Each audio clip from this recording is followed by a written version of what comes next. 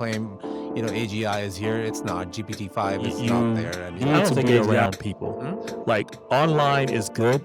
Online is an extension of in person. To me, leadership is all about influence, right? I mean, you can have direct authority only over so many people. A lot in a big organization or an institution, it's always about influence. Part of it, and you can't get rid of fear in these organizations. The only way to actually address fear is to design for it. When you offer your solution up, it has to be not 20% better. It has to be 10x better, right? Because if you're moving people from what they currently do to another system, you have had to make sure that that system is so easy that their resistance becomes few. The second But you can part only that get relates to it is empathy, right? So having empathy and understanding other perspectives, and being married a long time maybe gives me that. For anyone who's been married, you always have to look at the other perspective. My prediction for every type of job that's going to be out there, more or less, it won't be because of knowledge. Because really, AI can do that. AI can give us direct knowledge. It almost does know everything in terms of the data.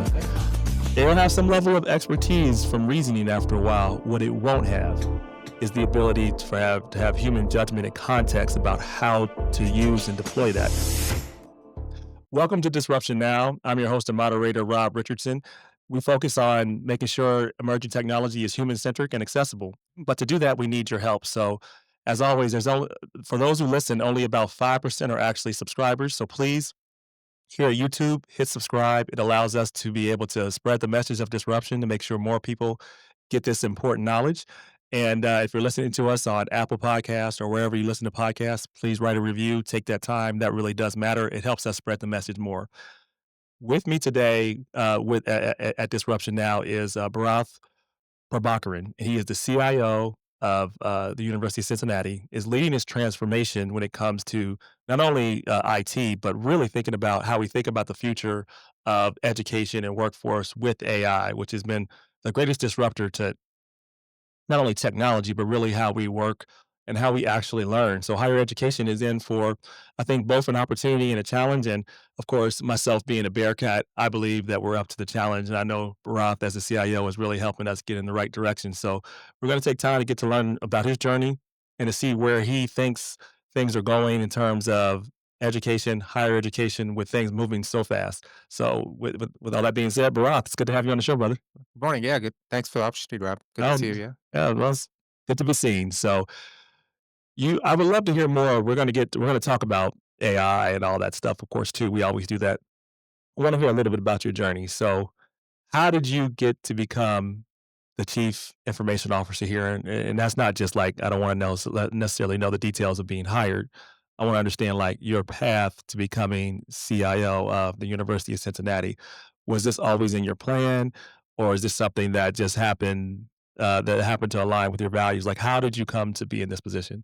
That's a great question. My friends keep thinking I'm having a midlife crisis. So just a little bit about my background. I've been at UC for about 3 years here as the Chief Digital Officer, CIO. Prior to this, I spent about 3 years at the University of North Texas system down in the Dallas-Fort Worth area as their deputy CIO. But prior to that, my entire career has been in the corporate sector. Spent like 18, 19 years at Oracle and some startups before then. In the dot-com days, the things that align, I'd be on my private island somewhere, but Yeah. here I am. But Almost. You almost had a private island. Almost did. In my dreams, I did, right? But that's one of the hardest moments, I got to say. I've met a lot of paper multimillionaires that almost were there, but Yeah. But jokes aside, so I mean, especially towards the end of my career at Oracle, I felt like I was just a cog in a machine, like contributing to this big corporation, bottom line driven decision making. Our CEO, Larry Ellison, was getting richer to go buy a new island or a new boat. Right. The sense of fulfillment was missing. And I think I came to this country like 31 years ago as a grad student at the University of Maryland. Yes. Literally, I had 2 suitcases and my scholarship, right? Because coming from India, I'm originally from India, we don't have all, the dollar was obviously much, too pricey for us to be able to, my father to afford tuition and stuff like that. So the scholarship really helped me to come in. And everything I am today, I owe to my education, right? So I felt that I wanted to give back. And so wanted to leverage the experience that I gained in the private sector and in various facets of information technology, and then really transfer that to education. So it was kind of a self-driven move, and I'd been trying for a few years. But higher ed has this interesting conundrum of at least some institutions only hire people who've been in higher ed. Yep. Which kind of leads to some of that insular thinking, which we can talk about later. The Ivy Tower thinking. Yep. And so, but fortunately, at UNT and then here we have, presidents and leadership who actually believed that they wanted some, a different perspective to come in and really disrupt things, right? And then help Yes. them transform. And so, I'm glad to have gotten that opportunity. So that's how I got here. Yeah. To that point, to talk about disruption at the university level, and I'm curious to see what do you see as the biggest kind of challenge to that? Because when I think about organizations, right, like the organizations have a cultural and institutional kind of structure about them, and this goes for every university, and even my university, I'm sure too. Change people always resist change. Change is difficult. How are you able to apply, let's say, some corporate types of pace with the culture of a university? How have you been able to balance those 2? Because I feel like that's where the tension is.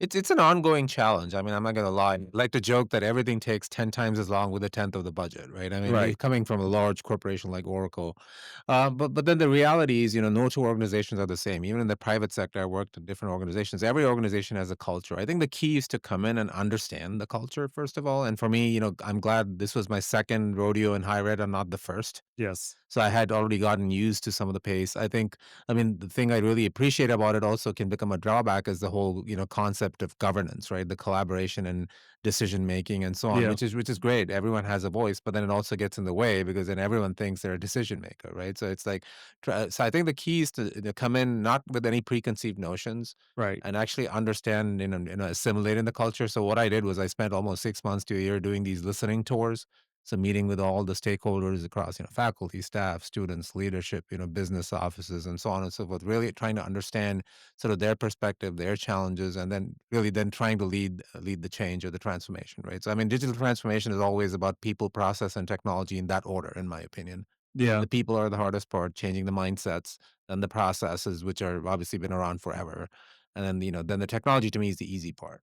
It is, but getting people to adopt it is the harder part, right? Correct. As you said, Correct. I once interviewed because if as some of my listeners know, maybe, but I was chairman of the board of the University of Cincinnati, and in interviews with some executives about higher education, the best analogy that I heard about higher education was so accurate versus corporate America or startups. It said so like in the private sector, it's about getting the right people on the bus and then headed in the right direction. In academia, everybody's on the bus. Everybody wants to drive. And everyone's a driver. Yeah, Yeah, yeah. but everybody obviously can't. So figuring out how to get everybody without crashing the bus is kind of the challenge for academia. But the thing I will say, in defense of higher ed is, a lot of people are here for the mission, right? I Right, mean, they're not here to make millions of dollars like in the private sector. So, which is, I think, I really do appreciate the fact that it's mission driven as opposed to bottom line driven decision making, which can be right. really tough to deal with. Yeah, no, it can be. If the culture is just you're a cog in the machine, as you said, that is uninspiring to people. Like Mhm. even I know a lot of people are like, well, you're getting paid, so that's to inspire you. The truth is, of course, you need money. You need a certain amount of money. But if it's just that, that's not inspiring enough. It has to be more of a mission and a purpose that you're fulfilling. I think at some point in your life. So, but getting back to kind of your leadership, if you were to say one thing that's made you successful as a leader, what would that one thing be? That's a great question. I think to me, two things. I mean, part A and part B. So one is sort of to me, leadership is all about influence, right? I mean, you can have direct authority only over so many people. A lot in a big organization or an institution, it's always about influencing other people. So I think I gained or practiced the ability to influence other people, put myself in their shoes. And the second sort of part that relates to it is empathy, right? So having empathy and understanding other perspectives, and being married a long time maybe gives me that. Yeah. For anyone who's been married, no, you always have to look at the other perspective. So I'm really trying to understand people's perspectives and then have some empathy, and then by that way, finding the win-win and being able to influence them to sort of follow your direction or vision. So let's talk about UC and your focus here. So there's been no shortage of seeing how much change AI is making, right? And it's really like changing how we think and how we specifically learn. And learning is extremely important. How we learn is extremely important. Uh, but there is some change in terms of how we are structuring this, and it is moving. very, very fast, right? And there's this narrative online that I hear a lot, like, "You don't need to go to school. You don't need that." YouTube University is all you need. Mhm. What do you say to people in response to that?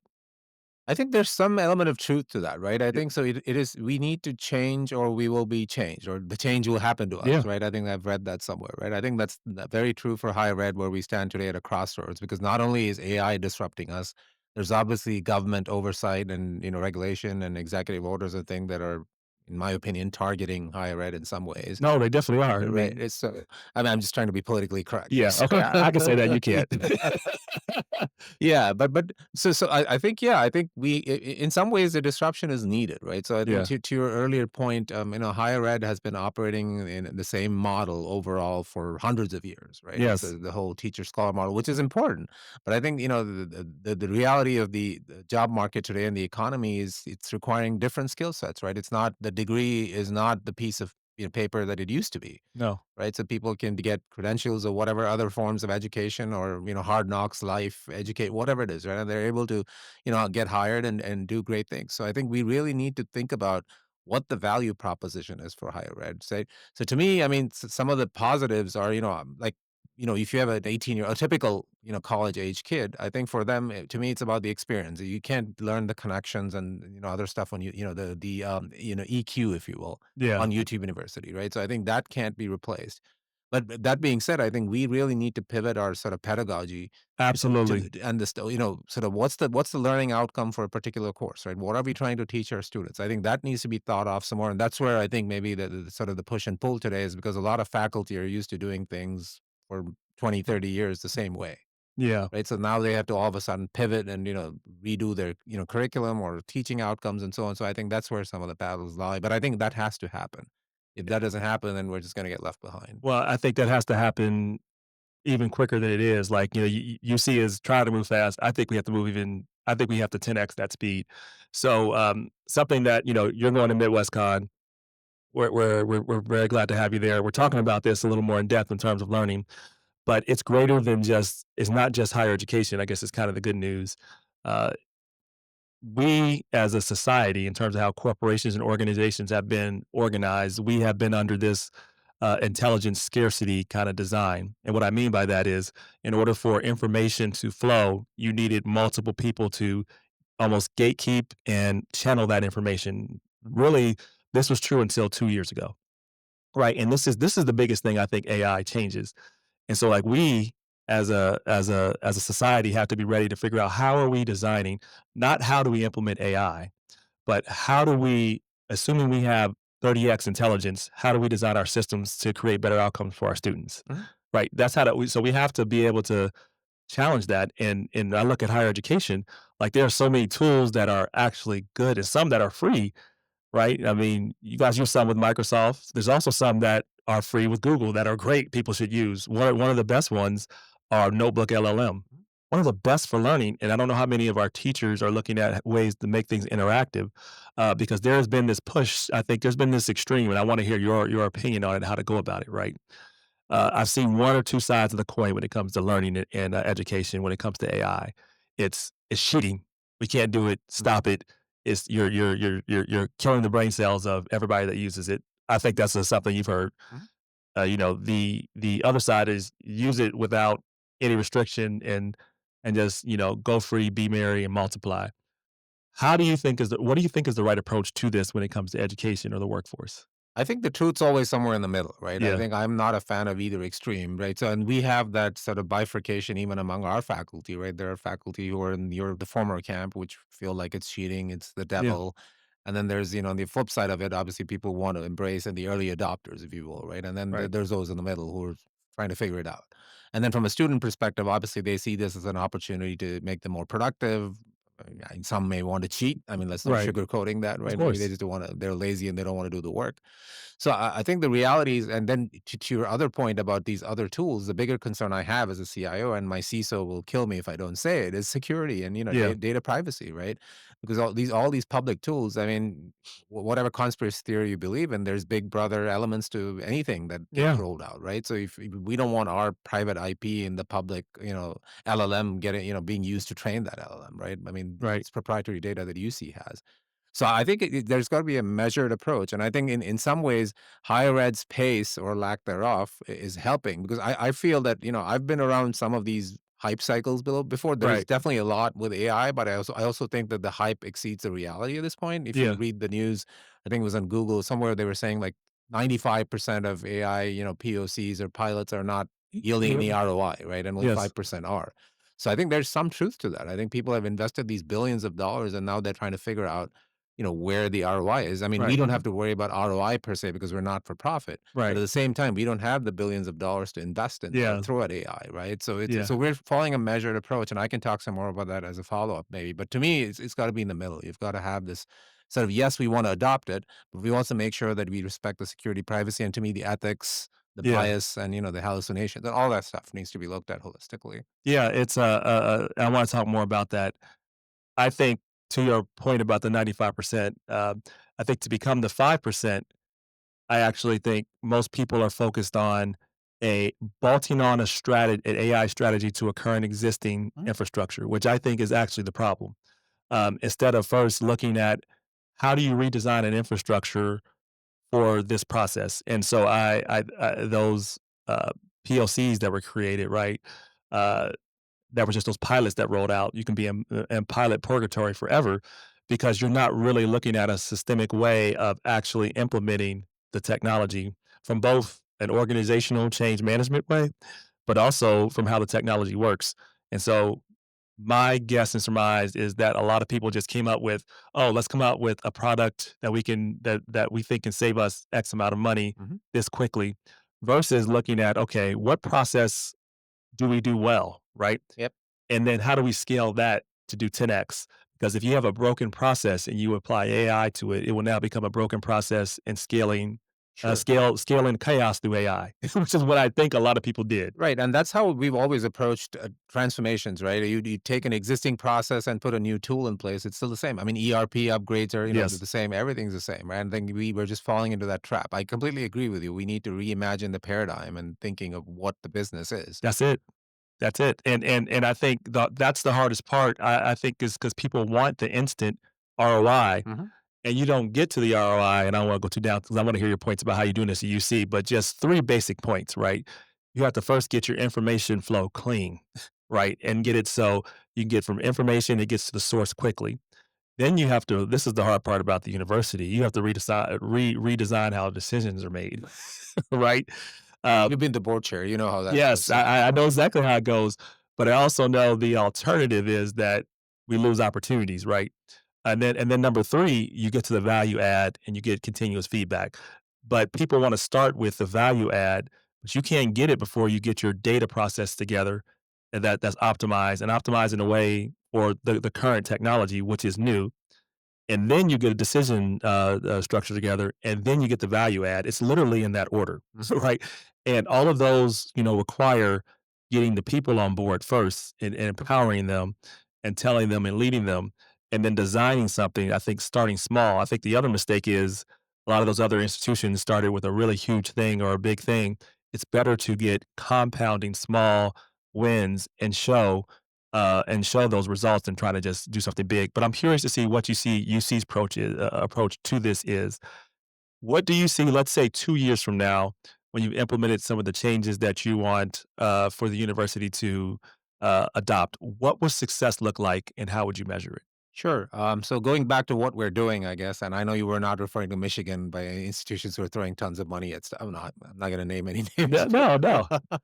But no, from our perspective, you rightly hit the nail on the head. I mean, data is the new digital currency. I mean, with AI, garbage in, garbage out. At least with generative AI, right? It's Absolutely. completely dependent on the data underlying it. So we've taken the approach of our data has been in multiple silos or swamps or whatever you want to call them, right? So we've got our ERP data, we've got student data, we've got research, health data, whatever. We've got all kinds of data that's sitting in these swamps, and we don't have a sort of integrated way to get at them. And there's not any assurance in their quality and so on. So we've taken this effort to build a data lakehouse or infrastructure, like the source of truth, if you will, right? So that's almost ready to roll out. And then the goal is to then stream all the other data into it and then make sure it's high quality. Or, you have the whole gold, silver, bronze layers of data. So we'll have a Yes. gold layer that's pristine.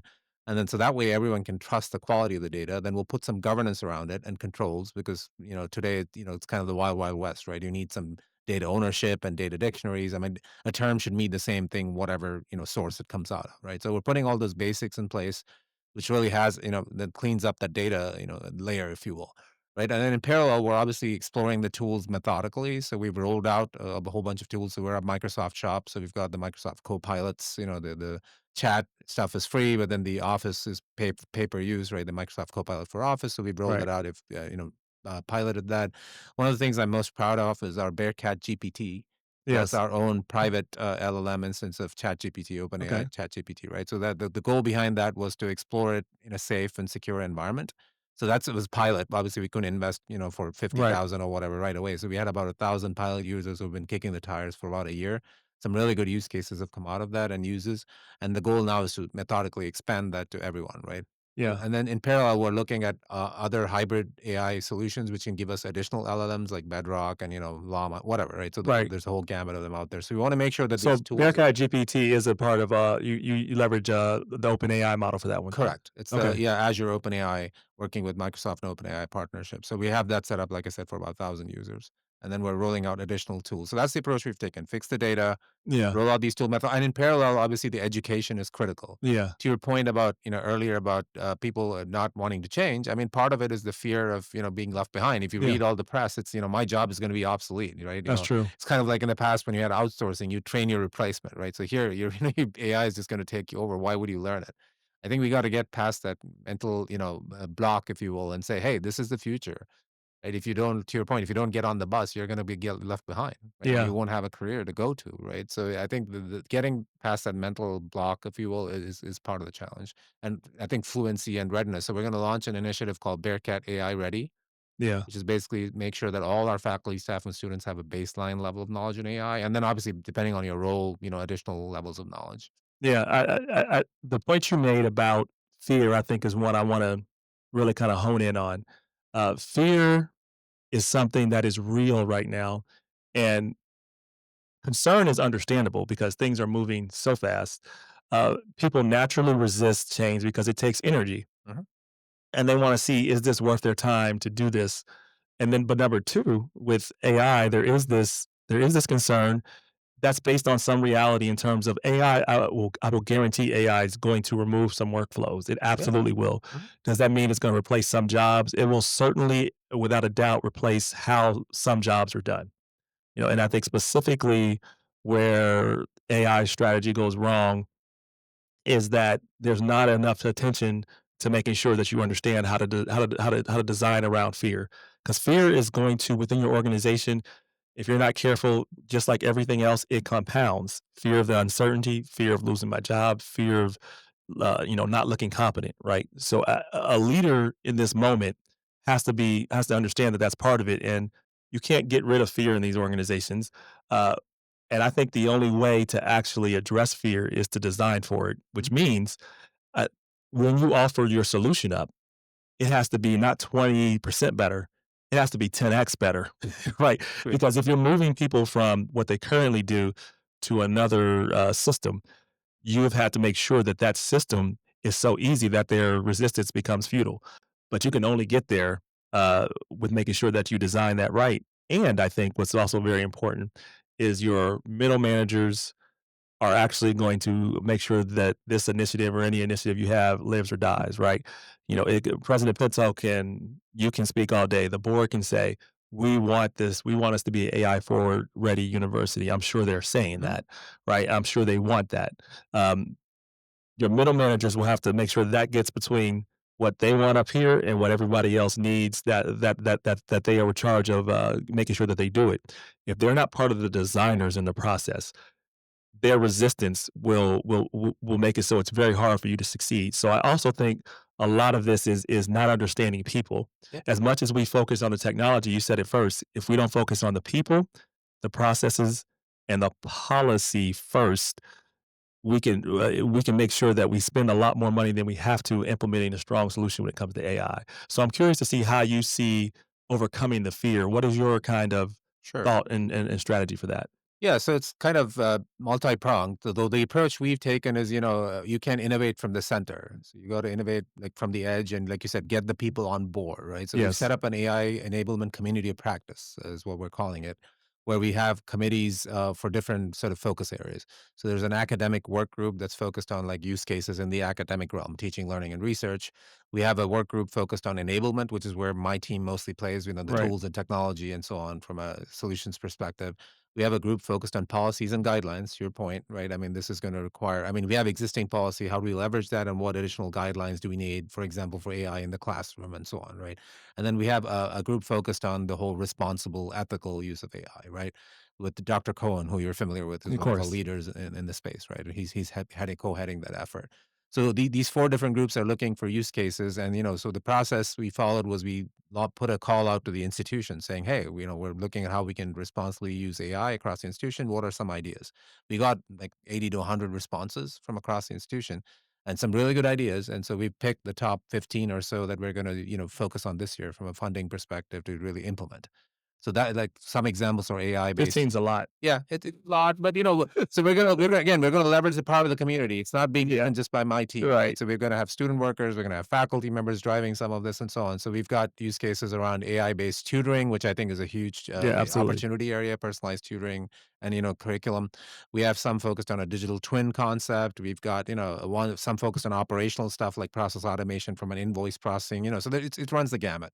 So really, I think unleashing the power of the collective is an approach we've taken to get everyone excited. And then within my organization specifically, with any transformation, my philosophy is, 20% of the people are going to be gung ho, right? Let's do this, Yeah. early adopters. 20% are like over my dead body, and then 60% are kind of in the middle, right? So I've got this 20% group with Josette Reap, who you know from my Of team course. as well, who's my sort of my digital transformation leader, heading my data and AI efforts. And so that's the group really focused on sort of being the early adopters, right? Getting things ready, prototype, pilot, whatever. And then, we've been rolling that approach out slowly and getting others on board. To your point, it's the whole we FM, right? What's in it for me? Yeah. So how is this going to help me do my job without taking away my job, right? So we're just Yeah. getting people used to the idea that, your job's going to evolve. It's going to Yes. transform, right? So these tools, the way they are today, can be used to make you more productive. I mean, as long as you focus on the higher order thinking and, skill yourself up to do that, right? Right. As opposed to just fearing it and sitting where you are, which means you're going to get left behind or replaced anyway, right? So that's, I mean, it's ongoing. I'm not saying we Right. solved that problem, but that's the approach we're taking is methodical, slow, as opposed to ramming it down their throat and saying you will use the AI from tomorrow, which is Right. it's gonna fail. No, no, you can't ram it down people's throats. Though I do think there is this, and I can say this being on higher education, there is this balance, right, of figuring out how to move towards collective decision to making a decision. Mhm. And then, so Oh, the decisions made is like the movie Inception, making them think it was their idea. I think that's the you challenge. you implanted In it. their brain. And repeat it often enough, then they begin to think it's a good idea. I mean, Well, honestly, I mean, to me, that's the secret of watch out, leadership. that technology is almost here. We could Yeah. Well, Neuralink or Yeah, whatever exactly. Elon Musk has that he can implant in your brain. Yeah, sure. I think that's part of it, and I do feel like also, um, digital literacy, AI digital literacy. I don't know what's happening around there, and at MidwestCon, which you'll be at, I'd love to talk to you about what you're excited about there, but I'm curious to how are you making sure that the professors and everybody have AI digital literacy, Mhm. right? Because one of the sessions we're having at MidwestCon is actually how to talk to your kids about AI. I'm not sure if you saw the news recently that a teenager Yeah, well, the died. one who committed Yeah, suicide. that Yeah. committed suicide talking to GPT. And I think we have to think about this in a world where this is not like Google. It's different. Mhm. A lot of parents and people think that ChatGPT is Google. No, it's a conversational, chatbot Right. that gives you sometimes definitive answers, and when it's very definitive about answers, it's actually a lot of times wrong. So I think what we have to begin to do is teach our faculty and kids about how this technology works, that it's probabilistic, that it pulls from data, it understands patterns, and it is made to make you feel like it understands you. Doesn't mean it does, and we have to actually help them, I think, use the technology and understand how they're using it. because there's not a world I don't think where it doesn't exist, and I feel very sad for those parents, and I understand, Mhm. and I would probably do the same thing. But parents probably see that they hear some of the other news that is out there about large language models, and it gets them concerned. How do you think about, as a parent, talking to your kid about with AI, and what are some steps that you would take? And how do you think our teachers and professors have to think about this and when they engage students? Sure, that's a great question. I think I'm actually happy that these technologies didn't come out when my kids were little. So I've got kids that are almost 18 and 21. So it's a Yeah, little lot easier to talk to them about this because they have their own opinions. And my son, who's the younger one, is still sort of in the middle. He's like, I don't really want to use this. I want to do it the old fashioned way, right. but I will learn. And my daughter is kind of embracing it, where as a productivity assistant, right? But I think they're mature enough to understand that this is obviously not real. I think honestly that's going to be a struggle, right? I mean, because you these things are getting smarter and smarter. They begin to sound like real people, and then you can go to, and we have this generational divide, if you will, of how this generation interacts and our generations used Yeah, to interact, right? Like we used absolutely. to go out after school and play with friends, and that's how we, and here, I mean, just a little anecdote, when my daughter was maybe 14 or so, I took her to one of these lumber parties or whatever with her friends, Right. sleepovers, and, they were all there sitting in a room on their phones. I'm like, Yeah. you were right next to each other. Why don't you guys talk? She's like, well, I'm liking her post on Instagram. I'm like, "She's right next to you. Yeah. You can tell her that. Why did you like her post on Insta?" So, it's already we're in this, mode of, the social interactions in this generation are limited. That's So, right. and then so there's a sense of loneliness, and, there's all this additional pressure that gets heaped on these kids. I think we really have to, as parents of, kids of that age, think about how we want them exposed to this, right? I think maybe I'm not saying that they shouldn't use these tools, but you have to really keep tight controls on You how they're using them, right? absolutely do. Like, people monitor cell phone usage. I think the same thing. You gotta monitor the use of these tools and how they're being used. I mean, if it's being used to help them with homework, great, but then you gotta limit what else they can do with it, right? So And even that, you need to, like, with homework, correct. you should step through them like, "Okay, so how did it come to its answer?" You can use it in Right. a way that helps you think better Mhm. versus you input, get answers. Yeah, Like, make them right. you can still teach them how to do critical thinking better, Mhm. but this requires more work for parents, right? And you went to a point that I think is very important, how you're talking about Gen Z essentially and some alpha interact, and I think it's on parents to make sure that that stops, right? Or that doesn't go to the default, that they don't they're basically allowing the algorithms and the addiction to the phone to drive their behavior, and it is affecting human interaction, whether we say it is definitely true, Mhm. and it's definitely part of, I think, every generation has its own struggles and things that occur to it. This Gen Zers and Gen Alphas are the first ones that have full integration with social media, Correct. and they had algorithms programming them to interact and engage. That's part of why they do that. So I think the same things we have to think about guiding our kids when it comes to social media, it's even more so when it comes to AI. Yeah, and I think that's a good point you brought up earlier about YouTube University. I think that's one thing that YouTube University can't do, because this generation already has a problem with human interaction. And unless we are in this dystopian world of Wall-E, which I'm sure you've seen, right? Or something Yes, like that, where the robots rule the world and the humans are just lying fat and lazy on the couch, which I doubt, or maybe that'll be our future. I hope I'm not around to see that. me too. But, but that being said, I think the human interaction is important, right? I mean, you want to go get a real job, and that's Yeah, I'm hearing from peers in other industries that that's the problem with Gen Z and these new generations, is they struggle, they and do. especially during the They COVID. struggle with this. Yep, with the COVID pandemic and the remote work, I mean, they really struggle to make connections and Yeah, work, and the very different sort of working style and ethics. So unless the industry completely pivots, I see that they're going to struggle, and that's really something that we need to work with them on. And to your part two about faculty, I think faculty are not kids; they're a lot smarter than kids. So I no, think with faculty, it's more of getting them to pivot, like I said, from the thinking of this is cheating, right? It's not, you're diluting education, you're taking away from the value of education, right? I mean, that's not true. I think they should view this as you have to educate these kids to be that workforce of the future, because if they don't use these tools or know how to use these tools, they're not going to be employable. right. Right at the end of the day, and because I think that whatever those careers of the future are, I don't have a crystal ball. They all are going to require some level of use of AI, or depending on the role, or maybe be replaced by AI, like you Yeah, said, and so they have to be AI literate. So that's what our Bearcat AI Ready program is intended to do. So the goal is to have, like I said, tiered, like almost a learning path, right? By role or by, so if you're an English professor, maybe you need to use these kinds of tools. You only need this Right. level of AI. If you're a computer science professor, then you need something different. And so trying to sort of offer that personalized learning path for individuals, that's what we're working to design, working with our provost in academic areas. And Yeah. that's the goal role of that teaching, learning, and research subcommittee and enablement committee. Well, I think it's so key for professors and others who are teaching people today to actually understand the very like fundamentals of the technology Mhm. because it's going to go to the fundamentals of how to actually teach too. Correct. And because they'll understand it once they go through it. Like, can you automate an answer? Yeah, you can. But once you understand the technology, you'll be able to see how that happens, and then you can actually use it to teach people to think critically even more, like to learn how to ask the right questions again and again.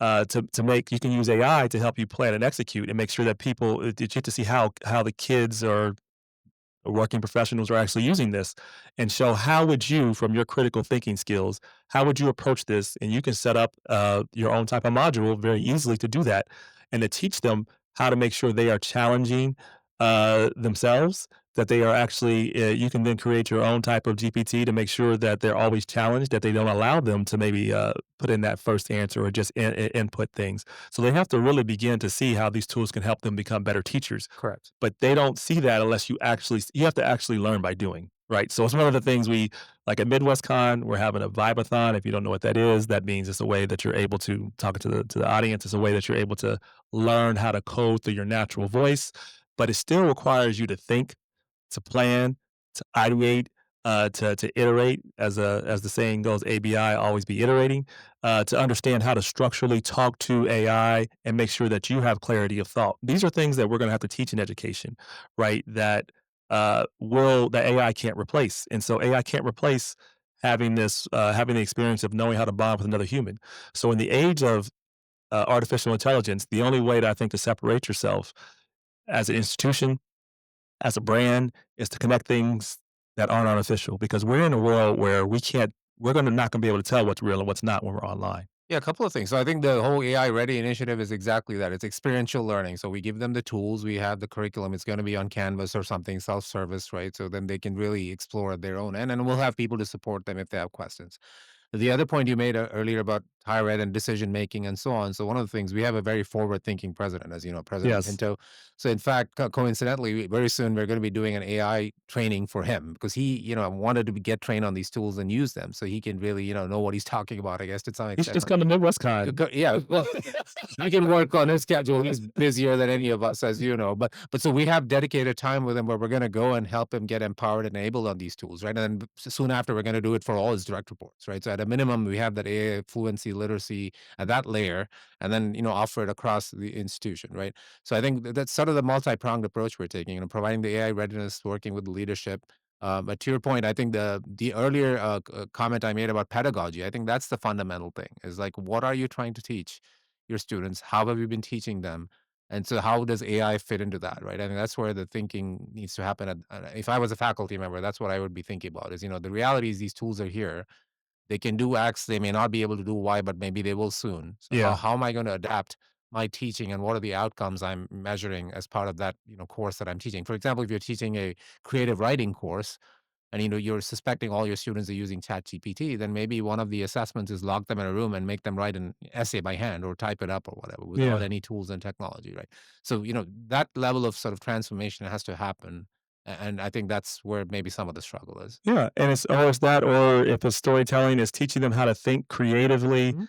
how to actually also think with AI, how to think what you clearly want, and then how to think in prompts too, so you can then speak back to the LLM to help you improve on it. But we call that artistic intelligence, like relying on human critical thinking and ingenuity, and then using AI to amplify it versus going to AI by default. Right. Right. And I think you'll be able to tell the difference. I think you can tell the difference from Oh people yeah. that write those type of content. So my prediction for every type of job that's going to be out there more or less. It won't be because of knowledge, Mhm. because really, AI can do that. AI can give us direct knowledge, and it almost does know everything in terms of the data. Yeah. It'll have some level of expertise from reasoning after a while. What it won't have is the ability to have human judgment and context about how to use and deploy that, because it may come to the right statistical decision about how something's supposed to occur, but it may not be the right way for the human context and judgment. And I think that will still be what differentiates us from humans and AI.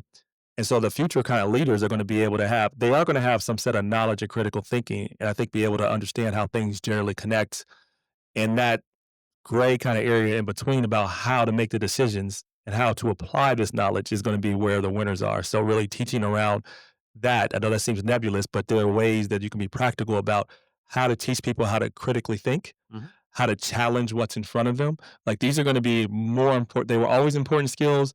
They are 100 times X more important because you and I didn't have uh, a technology that could root us, understand us, and figure out how to tell us what we want to believe, even if what we believe is crazy, right? We have to but we do have this technology that does that, and it creates real virtual realities for people. Mhm.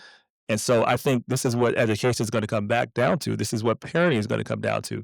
You're going to have to put down the phone, and you're going to have to make sure that we are reinforcing to our kids, to our loved ones, when they hear something to always question it. Teach them the process to question that.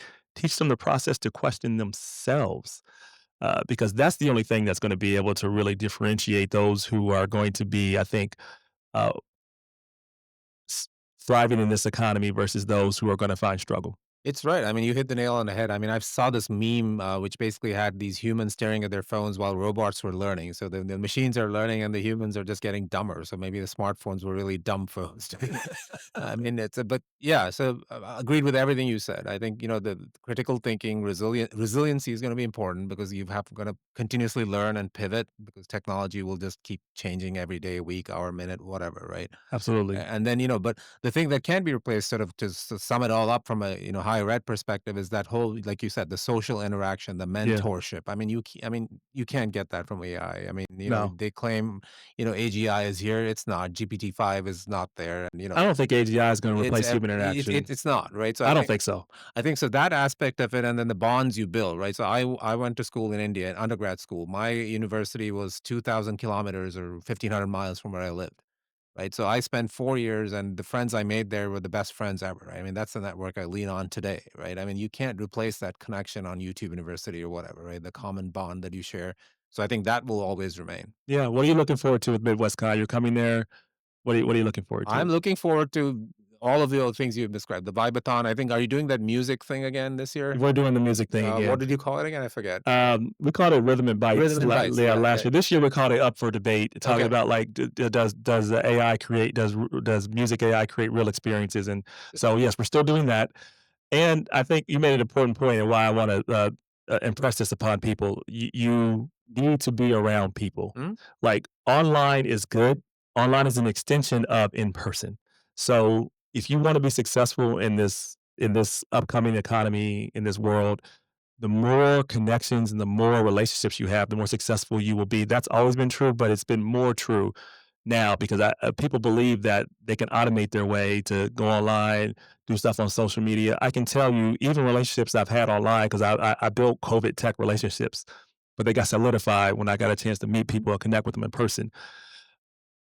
I think that's discounted a lot by this current generation, the power of in person. It still matters, right? So this is why I think higher education still is going to matter. I agree. I think the soft skills, so-called soft skills, are going to be the real hard skills in the Absolutely. future. And especially if you want to rise to any level of leadership, you have to have that. And more than the technology. At my level and your level, we're not taught. It's not. They're not hiring us because of our technical No. chops. I mean, that's assumed. It's table Exactly. stakes. It's assumed that you have enough knowledge to be Correct. able to deploy the answers and Correct. solutions. That's it's table stakes. It's the other skills that you have, the collaboration, working with people, influencing. I think that's what's going to be important. And one of my first mentors told me, "You are your network." Yep. I Yep. mean, you're as good as your network and your friends and the connections that you make in physical ways. And like doing this as opposed to Yeah. doing this on Zoom Exactly. is different. All right, couple rapid fire questions. Thinking about kind of playing off what you just said. When you're first starting off in your career, if you were to give advice to, younger Bharath, or there's some younger kids out there that are starting their career, what advice would you give your younger self, and what would you ignore? Great question. So the advice I'd give my younger self is, explore and think beyond the box, right? So when I grew up in India, so really when I was in high school going to college, there were maybe three viable career choices. And this was back in the 80s and 90s. You could become an engineer, you could become a doctor, or you could become a lawyer. I mean, really, those were the only options you had. I hated the sight of blood. So I didn't see myself becoming a doctor. I couldn't talk long enough to become a lawyer, so I just became an engineer by default. So if were to go back and say, look at other things because I have other passions. I'm interested in music. I dabbled in filmmaking for a little while. I made some short films, so Oh, maybe I could wow. have done something different, if the opportunity had, presented itself at the time, but as opposed to now. And then when you go on later in your career, you're kind of set in your ways, right? Then you have family, you have other constraints. So now that we're empty nesters, maybe I'll go pick back some of that stuff. So really, explore beyond the box and don't put yourself in a box is the advice I'd give myself or anyone coming in, right? I mean, the world's your oyster, right? When you're young, especially learn different things and sort of, be creative. Oh, and part 2 was what was the second What part would again? you ignore? What would I What ignore? advice would you ignore? God, the advice I would ignore is I'm very risk, averse by nature in the sense of, conservative in at least earlier in my life. So, now obviously as you elevate, you've got to take some calculated risks, right? So really the advice I would ignore is that voice in your head that says, all the time, it's like, be careful, I would ignore that and say, there are things you have to just jump right in, like with AI, right? But, I could sit back for 5 years and not do anything, but we don't have that luxury. So No, we don't. All right, finish this sentence. The thing AI will change for certain is, in education or in general? in general, the thing AI will change for sure is. I would say the human interaction. I mean, it's gonna change it in not pleasant ways, in my opinion, the way I'm seeing the direction going. Yeah, I think it's already done that with social media actually, so, it's, I would say there's a lot of proof of that. What's the one thing AI will never change? Flipping it around, the same thing. It will never change for those who choose to indulge in it, the human element. I think it will, disrupt it for people who are maybe leaning in that direction, but for others, it will never replace this interaction or, the teacher-scholar model, whatever it is, it will not replace it, in my opinion. And, Barath, it's been a pleasure having you on. I'm honored to be working with you to do the work we're doing for the region as well, and it's gonna be great, and, can't wait to collaborate even more. Thanks so much for coming on the show. Yeah, thank you. I appreciate the opportunity. I've lived on the East Coast. I lived on the West Coast. The Silicon Heartland is real. It's coming. It's rising. MidwestCon is an amazing event, and I think we're too modest in the Midwest. We need to start bragging about our I agree, accomplishments let's more. disrupt, baby. Let's disrupt. Alright, let's Thank do you, it. Rob. Yep, Appreciate you, man. appreciate it.